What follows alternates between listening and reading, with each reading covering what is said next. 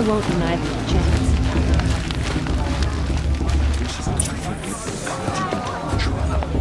In a moment, we shall bless the proving. But first, we have guests to welcome. For 2 years, we have been at peace with Akarja. It is time to restore our bonds of trade with Meridian. These envoys come to us under a banner of peace.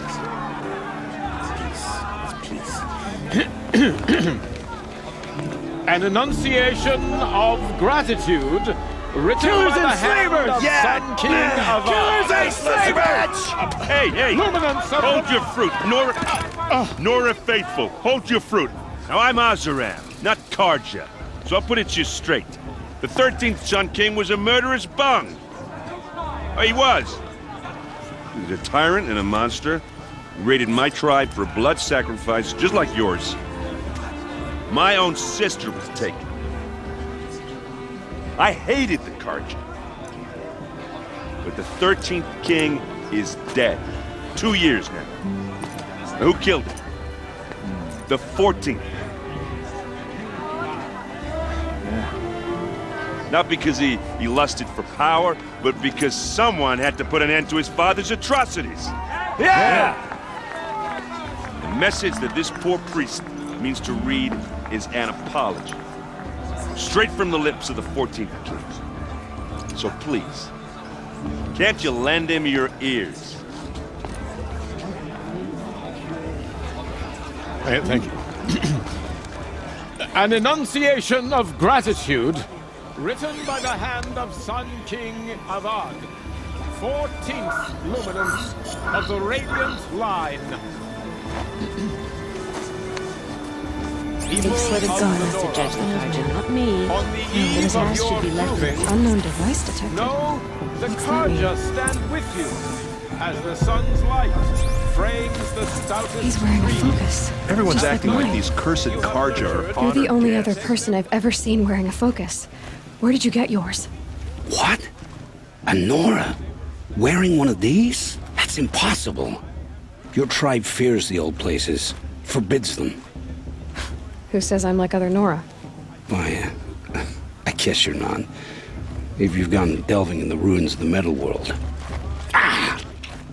What's wrong? Apologies.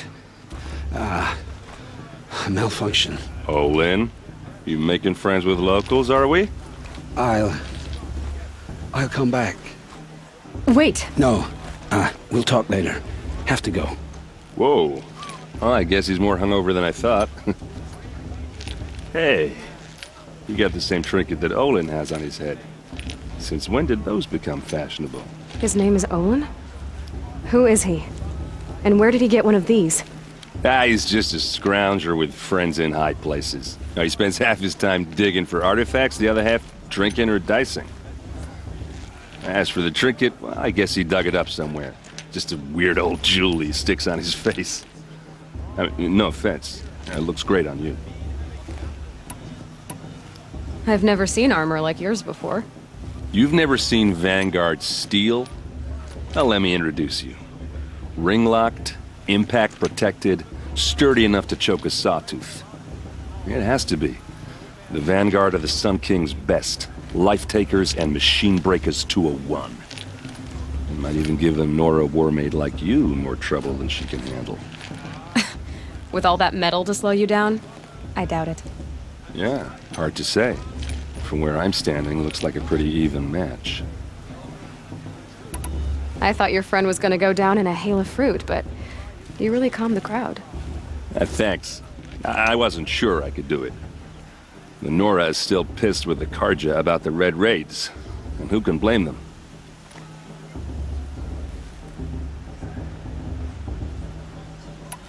I wanted to ask you something else. If you want. But I'll also be around after that blessing thing, if that'd be a better time to talk.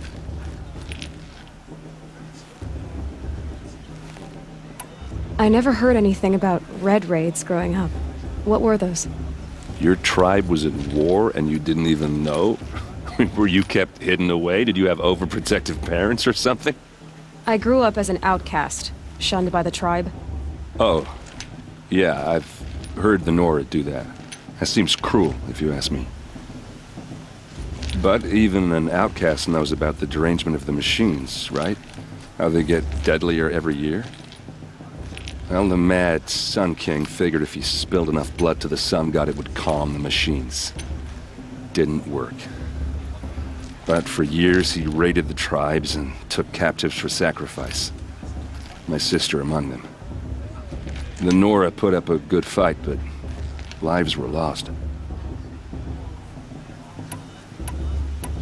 If the Karja have such a cruel history, how did you end up serving them?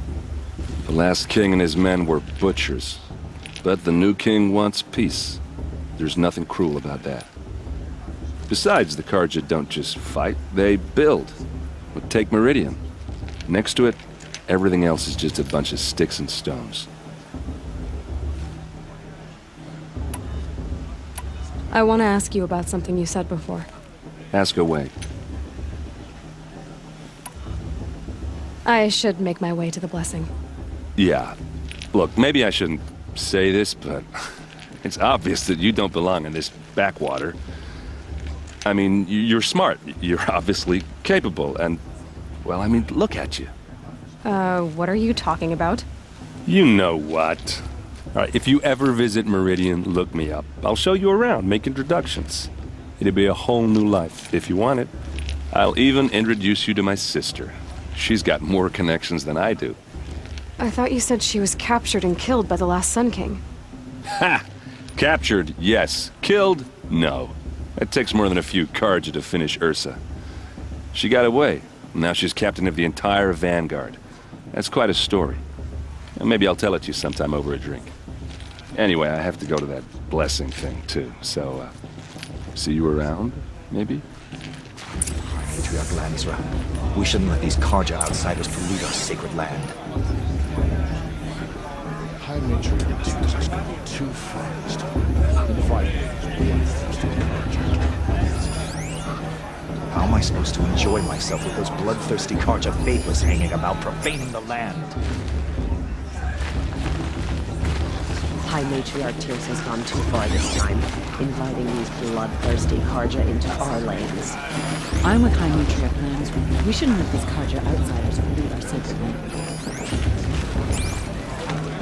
Shame that musician.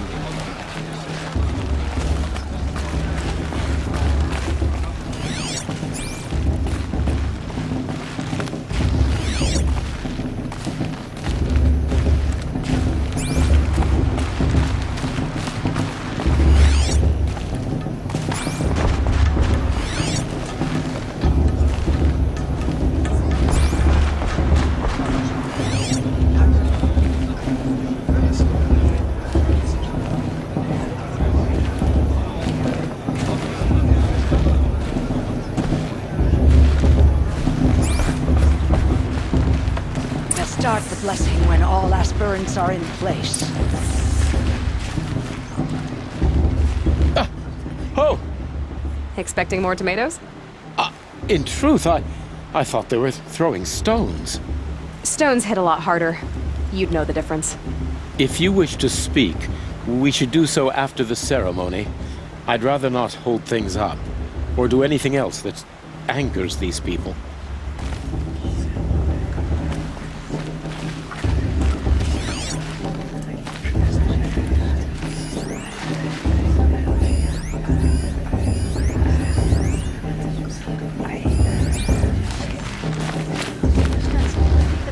Aloy, take your place right there. The prayer lantern is yours. I made it for you. Blasphemy. Sisters. Aspirants, before each of you sits a prayer lantern crafted by your mother. In her honor, light its flame.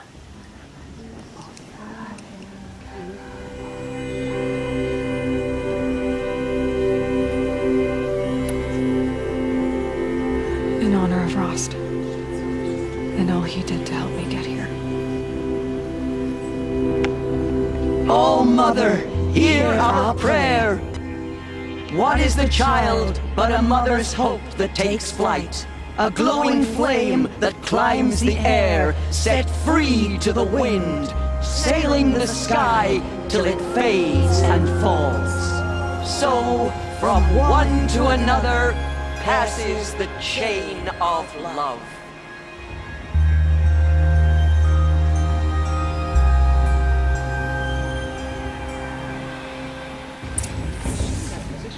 There's Olin.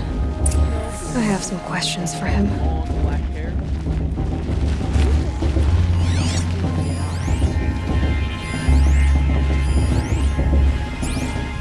I won't let the Carja faithful stop me from enjoying the festival.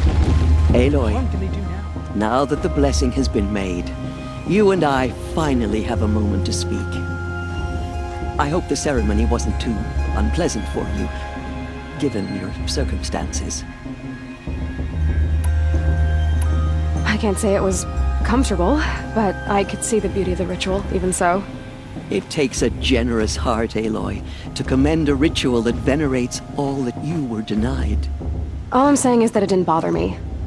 I have bigger things to worry about than hearing the Nora mumble about their mothers. I see. I imagine you must have questions for me then. Ross told me that matriarchs don't just lead the tribe. What else do you do?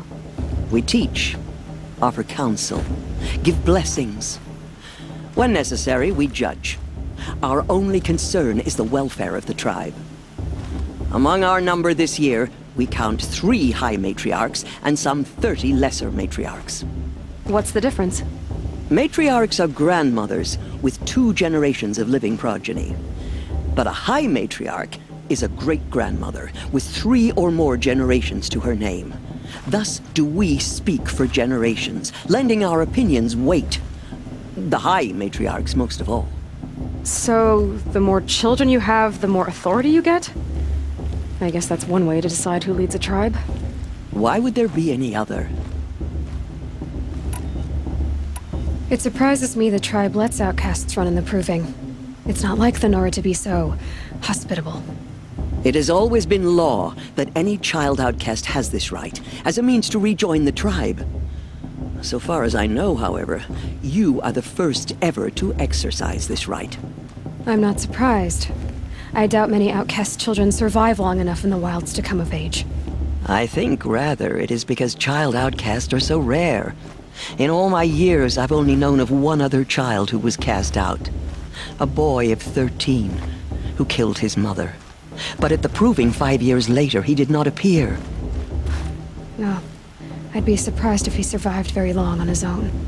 But at least he had a chance. Other tribes would have simply executed him.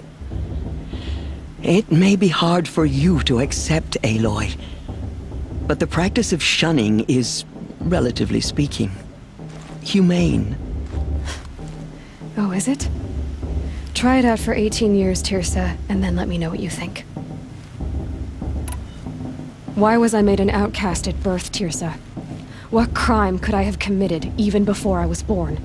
Aloy, this is not a question I can answer. Why not? It's simple enough. And what about my mother? Is she here tonight, watching me? Or is she dead? Is she here? Or nowhere? I am sure your mother is here with us, if only in spirit. That's not really an answer, is it? Just so you know, Tirsa, the reason I'm here is to get answers. Real ones. And when I win the proving, I will demand them. I know, Aloy. I would expect nothing less. What about Rost? Why was he made an outcast? So, he never told you? He said he swore an oath never to speak of it. Yes. As did I, and the other matriarchs. I'm sorry, Aloy. But Rost's past is another secret I must keep from you. What else is new? Why does Lansra hate me so much? She is a woman of extreme opinions. More than that, I cannot say. It's not my fault that I was born, or that the matriarchs decided to cast me out. I side with you in this matter. But there are differences of opinion, and any vote of the High Matriarchs requires a majority. I should be going. I'm sorry if I've been too harsh. It's just... I've wanted answers for so long. I know, child. You're not the only one who's waited years for this day. I will be praying for your success. Perhaps the Karja have come to make amends. That blessing wasn't bad. Nice and short, anyway. But I know a half-dozen Oseram tinkers who could put on a better fireworks show. Oops. I hope I'm not throwing a wet blanket on your sacred ritual. It was nice. Really.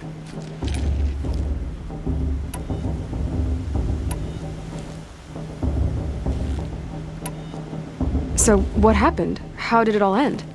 The Mad King's own son united Karja rebels with Oseram freebooters. Together we did the impossible, took back Meridian and killed the crazy old king. So now the son sits on the throne and it's a big improvement. Under Avad there's no more sacrifices, no more slavery. People from all tribes are welcome in Meridian now, even Nora exiles. You really should come visit.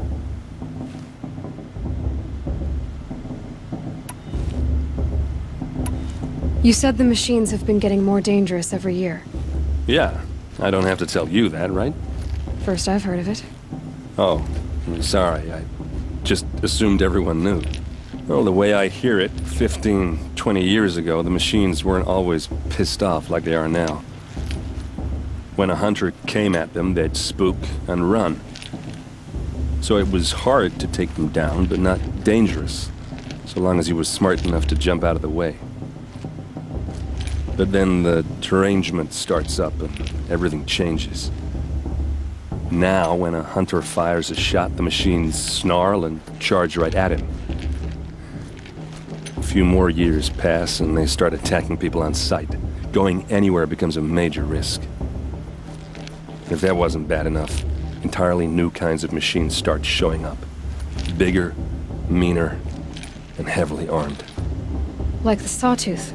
Yeah, 10 years ago, that one. But every couple of years or so, something worse comes along. Believe me. So what's making it happen? And no one knows. And the machines, well, they aren't telling.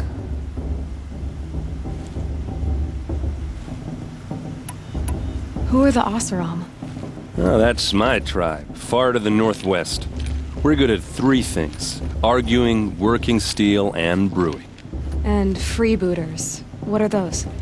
I guess you could say we were mercenaries, warriors for pay. Except a lot more loyal than that makes us sound. Avad couldn't have taken down his father without our metal and muscle. And now some of us serve proudly as his personal vanguard. Tell me about the derangement again. Well, the way I hear it, 15, 20 years ago, the machines weren't always pissed off like they are now. When a hunter came at them, they'd spook and run. So it was hard to take them down, but not dangerous, so long as he was smart enough to jump out of the way. But then the derangement starts up and everything changes. Now, when a hunter fires a shot, the machines snarl and charge right at him. A few more years pass and they start attacking people on sight. Going anywhere becomes a major risk. If that wasn't bad enough, entirely new kinds of machines start showing up. Bigger, meaner, and heavily armed. Like the Sawtooth. Yeah, 10 years ago, that one. But every couple of years or so, something worse comes along. Believe me. So what's making it happen? And no one knows. And the machines, well, they aren't telling. Just how big is Meridian? What's it like? Where do I even start? My tribesmen are masters of the forge, the best tinkers in the world. But when it comes to building, the Karja have us beat. The city soars over a canyon with more bridges than the Nora have roads and buildings tall as mountains. And across the valley stands the spire, like a blade thrust into the sky reflecting the sun. You really owe it yourself to see it. So consider that a challenge. or an invitation. I want to ask you about something you said before. Ask away. What else do you know about Olin? Is he really that interesting? I'm starting to get jealous. Well, he scours the wilds for ruins, digs up stuff, and sells it to nobles. When he's not scrounging, he's scouting. Exactly the skills you want the man guiding your expedition to have. I've known him for a few years. He's a loyal companion, cares for his family, holds his drink well enough. I like him, but besides that, not much to tell. Yeah, well, good luck in that proving thing. Maybe I'll see you in Meridian someday. Who knows?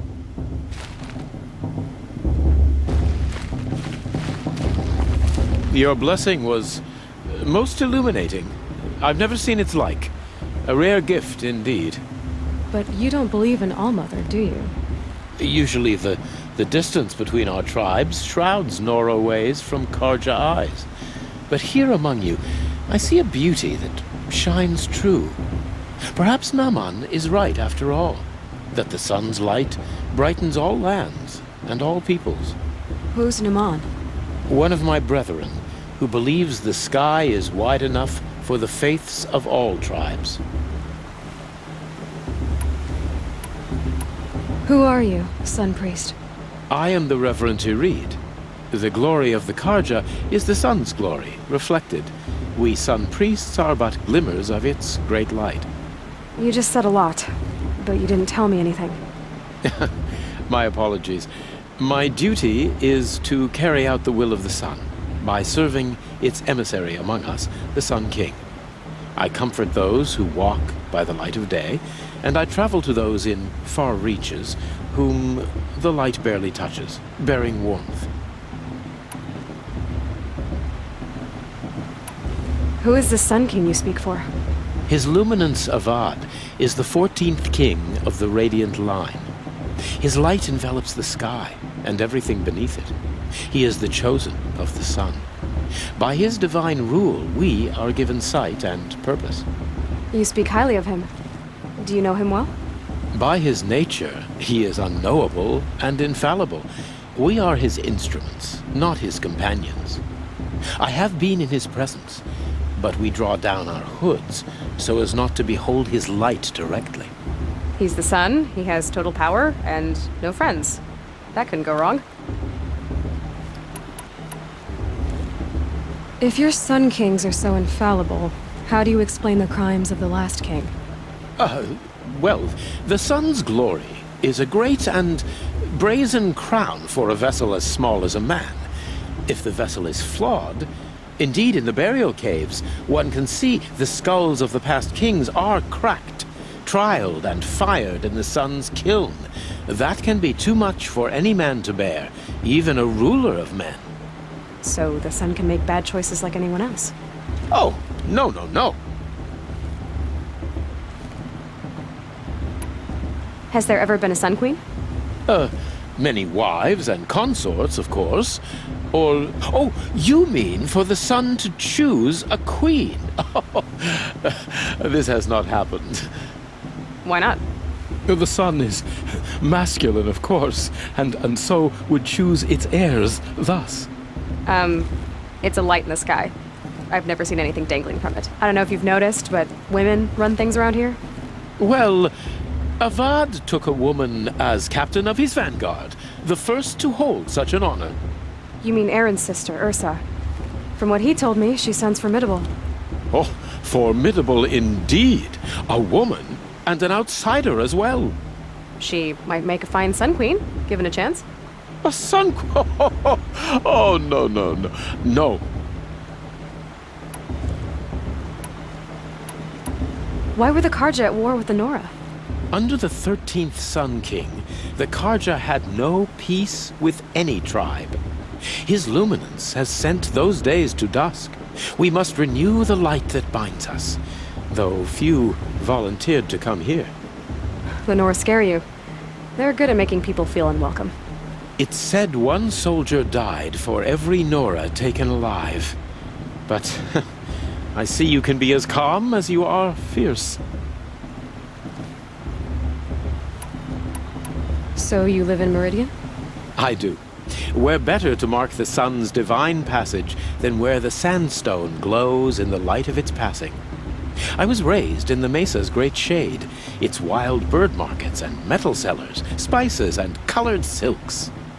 Sounds impressive. Oh, you should behold it. And you can if you make the journey. At his luminance's order, we have flung its gates open to all. Any Nora who leaves the sacred land becomes an exile. But hey, who knows where I'll end up. Did you come all this way just to deliver your Sun King's speech? It is my duty, and also my honor, to carry the light of atonement to those we overshadowed and wronged. I swallowed my fear, but it re-emerged. I am glad Erend van Guardsman made this journey. He is my shield, a good man.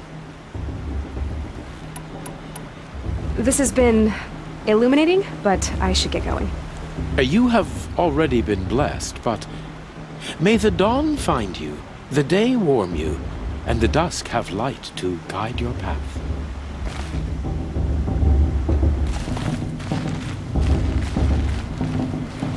Hello, Olin. You know my name?